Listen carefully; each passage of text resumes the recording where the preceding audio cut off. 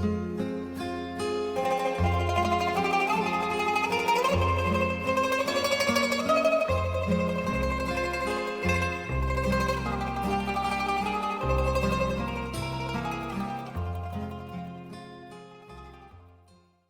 are in Bulgaria, which is a little town outside of Palermo. And this is, I thought, a really good stop because we stopped in front of a lemon grove. It smells amazing. This, actually, interestingly, the lemons ripen here. Now it's October, they ripen in winter here. You can, if you look around, you can see them turning from green to yellow, which is so cool. But what I wanted to say is this all used to be farmland. And in the time of the novel, there's farmlands even around Palermo.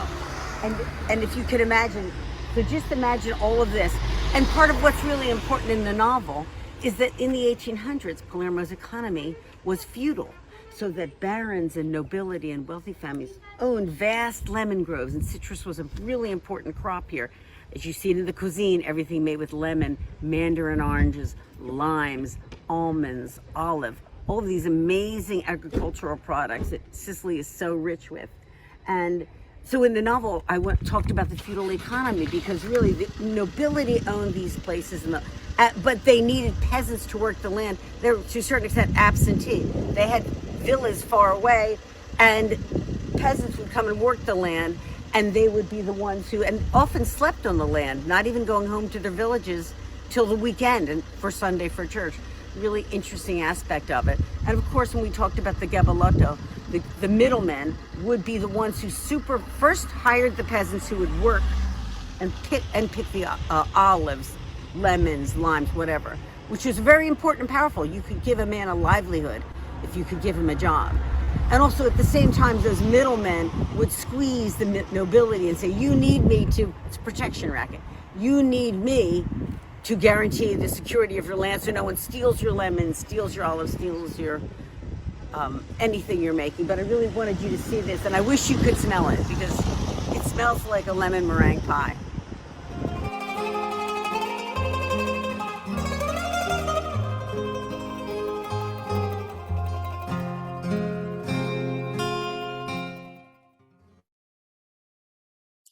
Well, that was me a little over a year ago, sitting in a lemon grove outside of Palermo in Sicily.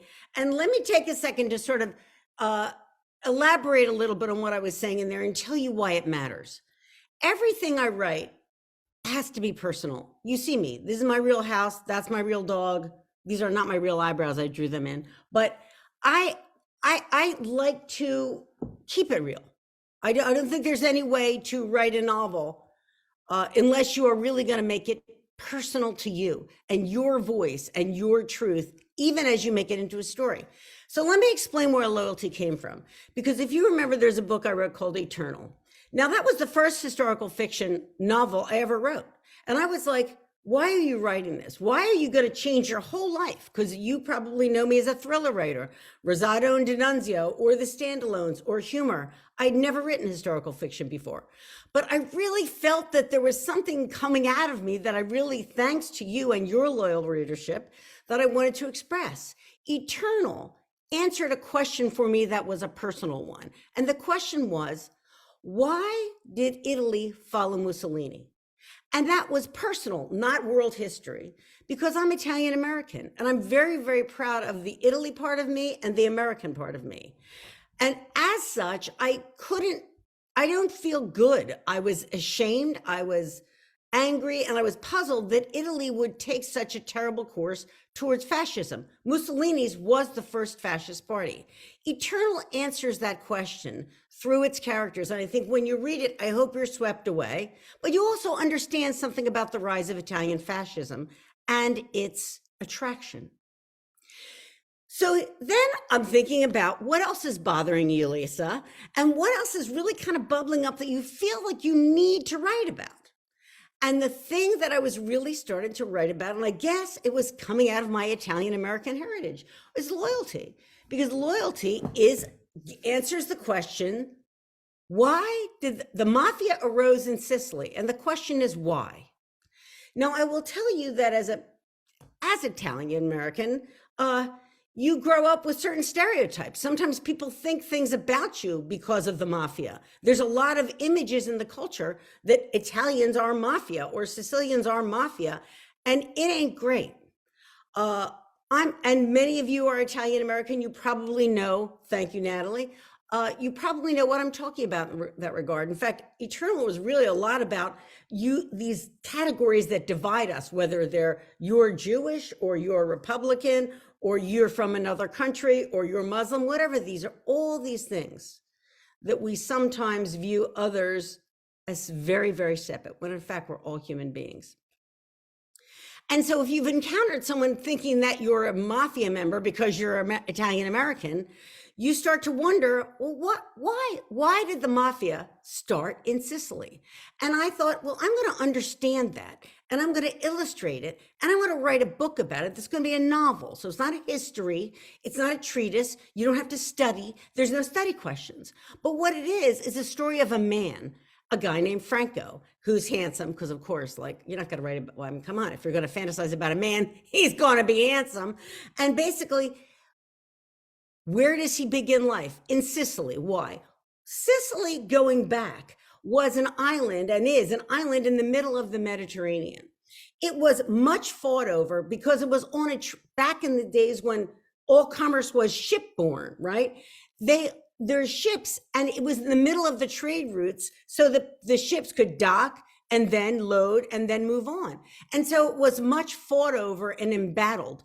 It wasn't really the value of the land per se, it was the location of the island in the ocean. And what ended up happening is the colonizers, people who colonized it, were rich and powerful and royal. This is a time, loyalty harks back to a time when there were noblemen, and you got land based on your proximity to nobility. You actually, and what happened in Sicily is all of these people who colonized it, they made laws in their favor. And one of the laws was that, well, you can't buy land. You may not understand this, but way back then, it was feudal. Feudal meant and means that the land is granted from a king, and he grants it to nobility. You can't just get money together and go buy a house. That's what Sicily was like. And those laws protected the land and kept it so that only nobility could own it. Well, you can imagine the effect that has on the people. That's why Sicily. The question is, where in Sicily? The answer is Palermo and something called, as the title says, the Conca d'Oro. What does that mean? Conca d'Oro means golden bowl. And why that is relevant is because Palermo is the capital of Sicily. It's right on the coast, northwest. And around it, around Palermo, was a very fertile region where lemon groves sprang up. Now, the interesting and ironic thing about Sicily is that even though it's this ruggedly beautiful island in the middle of the sea, it doesn't have a lot of water. It has a water problem. So that during this colonization time, the Arabs actually made an irrigation system in Sicily, and they irrigated the so-called Golden Bowl so that all the lemon trees grew up citrus, orange, blood orange, mandarin orange, all kinds of fruits. You could grow anything. It's the most fertile little bowl around Palermo. And that's where the lemon grove started. That land became very, very valuable. Right. Now, so now you know where, Palermo, the Golden Bowl, why in the lemon groves. And it's a little bit what I started to say in there and explained badly, and I can explain better now.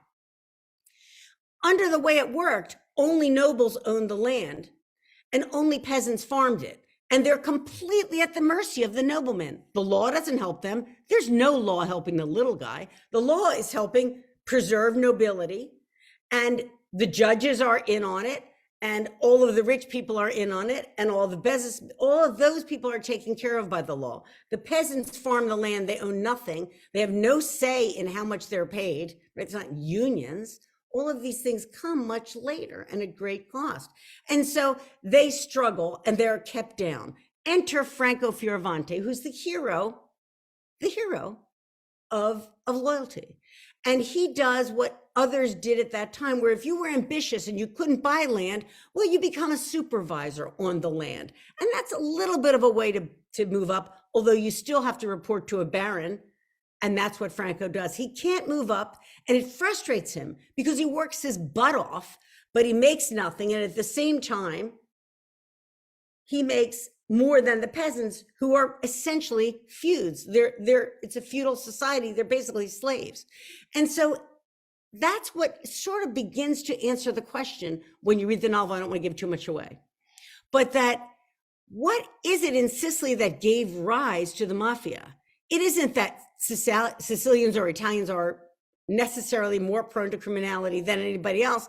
I know plenty of Sicilians, we're from southern Italy. Italians are maligned in this way. They're hardworking, they're tax paying, they're educated, they do everything like everybody else. But it's nothing in the national character. It's actually the socioeconomic conditions. And it had to do with the lemon groves and how the lemon groves were cultivated and run, and how the lemons were produced and sold. And I can't explain it to you better than that, but I think it's illustrated. More importantly, I'm a novelist. So I'm happy to tell you about it, because I like you to know all this stuff, background stuff, when you read the books. And this is stuff you'll hear only from my mouth, only here. And that's why I appreciate you coming. But when you see the novel and you read the novel, you'll understand Franco's life and his choices. They're not, thank you, Phyllis, so interesting. Oops, I almost knocked over the lamp. They're not always the best choices, but you understand the way and the reason he makes them and why he makes them, because essentially all of these people who are not noble are oppressed. And they're kept in an oppressed state by laws that are illegal and graft and corruption within the police force and the judiciary and the government. And the answer is, what do you do in that situation? You find a workaround. And so the mafia, born in the lemon groves of Palermo, is essentially a workaround, beginning with people like Franco, men like Franco, who were the supervisors in the lemon groves. And when you read the novel, you'll understand all of that. But what I think is what's great about historical fiction, or really any fiction, but really historical, it brings something to life. It brings a period to life. And what I think is really cool, and I think you'll see this when you read this, that it's kind of timeless, right? These issues, as I'm kind of saying, when does law corrupt? When is judiciary bought and sold? We're dealing with issues like that today. We're worried about the Supreme Court, and we're worried about the amount of money that comes into politics and how it affects judges and the influence of big business on law. These questions are justice questions. They're also questions of right and wrong, and they are timeless. But I want to take you way back to the beginning of this criminality, so that you understand why it took place. And hopefully are swept away to this incredible island where there are amazing, amazing lemon groves. And when I sat there, I wish I could have walked you around, but it wasn't my property. That's how I'm like a good girl. God forbid I should try to illustrate the mafia while I trespass. I didn't. So take it from me. It smelled great. Okay, now that was the learning part of our little show. Now what I want to do is what I always do, which is talk about another author I love, because you guys read a lot of books, and I really appreciate. Oh, thank you for this. Thank you so much. Can't wait to read. One such author, one of my favorites, is Daniel Silva. Let me get him, because I have to get it. I have a bunch of Daniel Silva books. These are only a few, right? You remember last week we did Nelson DeMille. This week we're doing Daniel Silva. I don't know if you can see. His most current one is called Portrait of an Unknown Woman, and it's terrific. And what these books are about, it's a series, but you don't have to have read it from the beginning, although I did. It's really about a guy named Gabriel Allon. And what I love, he has been a spy, he's been an intelligence officer, he's worked for Israel, he's worked all over Europe. But what I love, and why I'm so interested in Daniel and why I love his book so much, is that this is about character. That this character of Gabriel Allon is I love Daniel Silva, right? I just finished that book here. Terrific book. Lots of twists and turns, but Daniel Silva is a terrific writer. He's spending a lot of time on these sentences, and they are so powerful and so beautifully written. And this characterization is one that can stand the test of time. I don't know how many books he's written about Gabriel, there's probably 20. And having done a series myself, I love character in novels. And when you're doing a series, you're looking at character over time. And Gabriel Allon is such a good character. And every time you read one of these installments of this incredible series, you find out something new about him. Sometimes he finds out something new about himself. He's an older man. I've watched him age, and I kind of love that stuff. So, as I said to you before, sorry, I'm messing up my little show. I was a fan of Daniel Silva's. I wrote him an email. I said, I'm really a huge fan of yours. I wonder if you would mind reading my new novel, Loyalty. And if you like it, I'd love to know what you think. I'd love to know what you think either way, but I'd really love to know what you think if you like it. Anyway, this is what Daniel Silva said about Loyalty, which will be on Loyalty. He said, Loyalty is a gripping, up-all-night novel of power and vengeance in a violent and beautiful land. That's kind of great, because I really tried. I wanted to tell the story that I'm telling you. I wanted to tell the story of Franco. I wanted you to learn a little bit how the mafia came to be way back when, before The Godfather, be all the sagas you've heard about and seen before. But I wanted you to also be captivated by these characters, and there's 4 of them whose lives converge in this novel. And so I was so honored, because also what I was trying to do is not only do a characterization, but also have a fast-moving book. What I'm trying to do in my writing, and this is just me secretly telling you stuff, is that I want to combine the historical fiction aspect with what I've done for 30 years, which is write thrillers. So that I want to write historical fiction that moves at a pace of a thriller. I want you to see the twists and turns that you, I hope, have come to expect from me, and maybe a surprise ending and a surprise plot twist or two, but still characters you love in situations that are really fascinating, ethically complex, characters that are complex and realistic. And always, like I started to say at the beginning, we keep it real, always realistic and real, having the ring of truth. So that's really what I wanted to talk about tonight. And now we get to the giveaways. Woohoo! So in case you haven't watched before, let me explain what's happening. We are running a pre-order sweepstakes for Loyalty. You can get the details on how to enter on my website. You can pre-order the book and just send the receipt in to us.